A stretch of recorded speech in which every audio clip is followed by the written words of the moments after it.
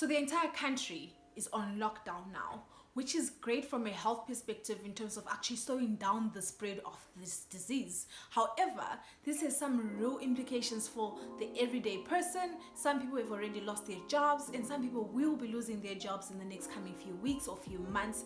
Hopefully not too many people, but we do have to face the reality of it actually happening. So on this episode, we'll be talking about how you can actually be budgeting during this time and what you should be prioritizing on your budget during this time. So before we actually get into it, let me get some hand sanitizer and then we can get into it.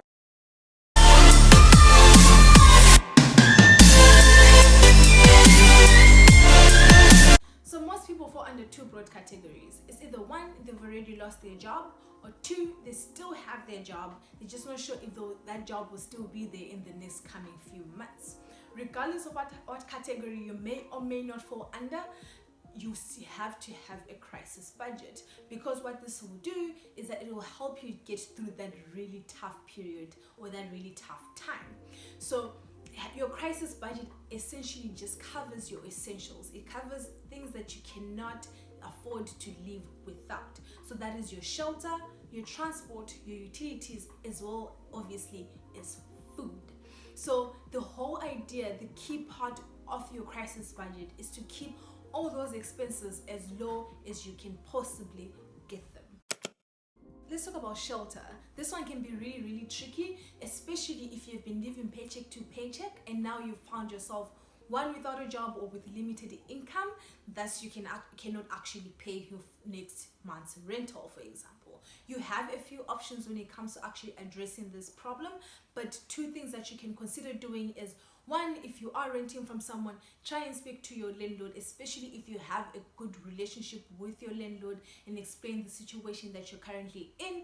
Especially in the current crisis that we are in, it should be easy for your landlord to actually understand where you're also coming from.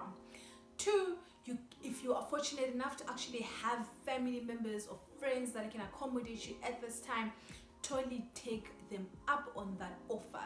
So if you do need to move in with your family, or if you do need to move in with your friends, reach out for that help, because that will literally relieve a lot of stress during this time. With utilities, this can get out of hand very, very quickly if you're not keeping an eye on them. So be sure to check how much water you're using. Be sure to check how much electricity you're using. Most people may not actually have access to check how much water they're using, but most people should have access to actually check how much electricity they're using. So keep an eye on what you can and control that amount as much as possible, because that is money that you can redirect to your food or to your transport, for example. So you still need to eat, but do you need to get sushi or pizza every other night? No.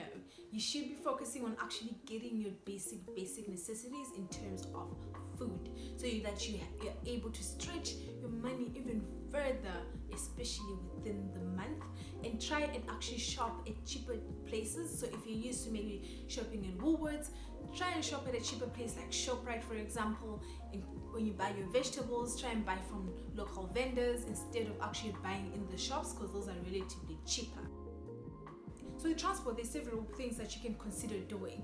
You can consider carpooling with people. You can consider using public transport. You can also consider cycling around, especially if you live relatively close to all the things that you need. So that's it on budgeting in a crisis, or your crisis budget. I really hope that this video actually helps you navigate your finances in this very unpredictable time. I've received a lot of messages from people who are regretting that they did not set up an emergency fund before, and this is definitely not the time for you to be thinking about what could have been done before. We should dealing with what is happening right now. So focus on the resources that you have right now and try and make them work as best as you can. Do not stress yourself out on what you could or what you should have done. So until I see you on my next video, that's bye for now.